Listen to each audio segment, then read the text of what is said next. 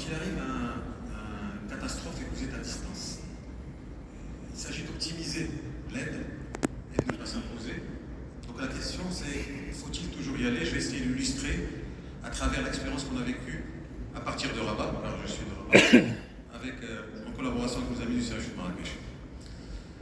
Donc vous le savez, vendredi 8 septembre au Maroc, la terre a tremblé. Ça a entraîné une émotion nationale, internationale, de la compassion, des condoléances venant de partout, et surtout un sentiment de vouloir se sentir utile. Tout le monde voulait y aller. Les associations, les individus, les professionnels du monde entier. Il y a des gens qui ont pris des ambulances d'autres pays, sont venus en courant. Même nous, moi je travaille au CHU de Rabat, on voulait y aller. Du coup, on était mobilisés dès le lendemain matin, réunion de crise. On avait tous un seul objectif. On voulait aider nos confrères sur place, on voulait participer à l'effort national, on voulait sauver des gens, tout simplement. Il y a des questions qui se posaient dans les discussions, dans les réunions. C'était qu'est-ce qu'on fait en fait?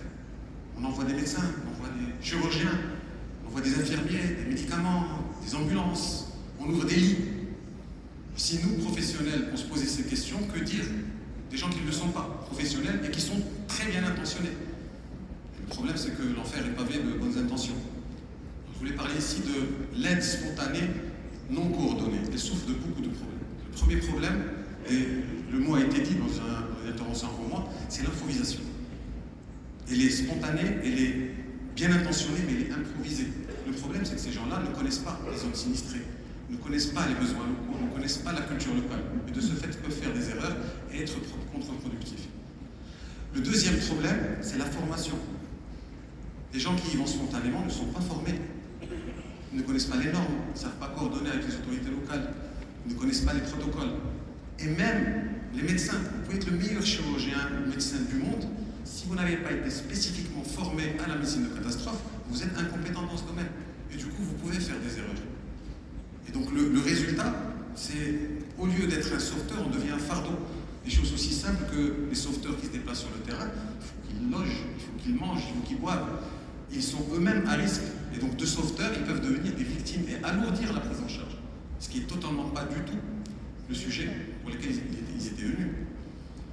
Ce qu'il faut retenir ici, c'est que la médecine d'urgence et de catastrophe, c'est une science, c'est une vraie science, avec des publications scientifiques, de la recherche qui est de plus en plus riche. Il y a même l'ONU qui a publié le fameux framework qui résume un peu toutes les recommandations à l'horizon 2030 pour réduire les risques liés à ces catastrophes naturelles. Et quand vous voyez le schéma dans ce framework, quand vous cherchez le côté santé, c'est-à-dire nous, parce que nous les médecins, on a souvent tendance à se surestimer, la santé elle est là, elle est toute petite, elle est très importante, mais elle est étroitement corrélée à tout le reste. Vous ne pouvez pas aller sauver des gens s'il n'y a pas de route pour aller à l'endroit où vous allez sauver des gens. C'est aussi simple que ça. Donc c'est une médecine professionnelle, spécialisée et qui est interconnectée à énormément d'autres secteurs extrêmement importants, non médicaux. Donc conscient de ça, ce qu'on a fait, au lieu de se poser des questions, on a fait ce qu'il fallait faire. Pour revenir à nos réunions de crise, pour aider les gens de House. On a tout simplement appelé nos correspondants, nos équivalents sur place, c'est-à-dire le CHU de Marrakech. On leur a posé une simple question. Vous avez besoin de quoi? On leur a dit, vous voulez des ressources humaines? Non, restez chez vous. On a tout ce qu'il faut, on gère. Vous voulez des médicaments? Oui, mais pas tous. Et on a des prévisions, on a des pharmaciens, on a des professionnels qui connaissent nos prévisions. Ils savent ce qu'on veut. Ils connaissent la nature des médicaments, ils connaissent les quantités. Très bien. On a mis en contact les pharmaciens chefs des deux CHU et on a lancé l'affaire. Les lits d'hospitalisation, oui, mais peut-être, éventuellement, mais pas tout de suite. Pour l'instant, on gère, on vous contactera. Et c'est ce qu'on a fait. En fait, on a préparé des réservistes et on n'a envoyé personne dans un premier temps. On a préparé des lits mobilisés, mais on n'a pas vidé ces lits-là. On s'est juste préparé. Le mot-clé, c'est là, c'est préparation. Pareil pour les ambulances, on a préparé les ambulances, mais on n'a rien envoyé tant que les gens sur place ne nous ont rien demandé. Ils s'en est pas vexés. Par contre, pour les médicaments, comme on a tout validé, on a validé la liste avec eux.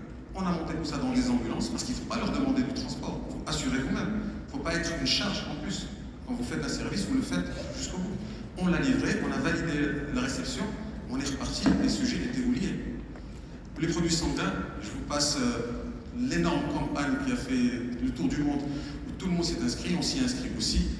Et les Marocains se sont lancés à bras le corps dans cette campagne de don de sang, ce qui fait qu'il y a eu énormément de sang qui a été donné pendant cette période. s'est-il passé?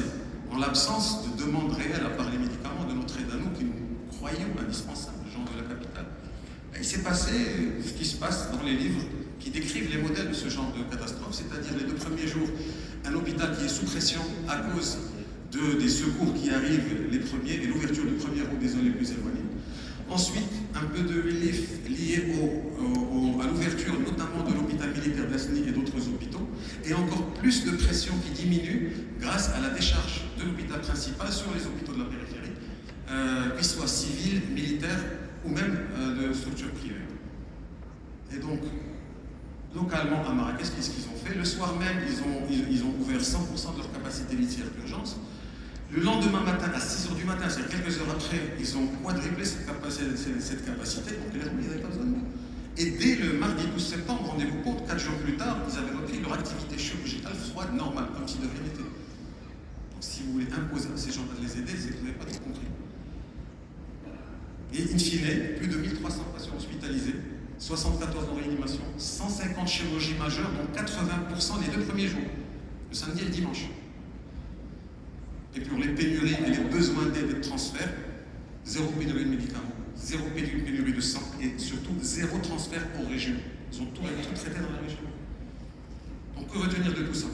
La première des choses, il faut être préparé, qu'on soit localement ou à distance, il faut être préparé. Avant l'événement, il faut être formé, il faut avoir des protocoles, il faut avoir des plans blancs, etc. Pendant et après, il ne faut pas imposer son aide, mais il faut être prêt à la donner si on vous la demande. Pas d'improvisation, ça a été déjà dit, mais je le répète parce que c'est très important. Mais il faut évaluer les besoins localement, avec les gens du terrain, et chercher l'information à la source. Communication, coordination, extrêmement importante. Et enfin, le plus important, c'est que l'aide doit être adaptée à la demande.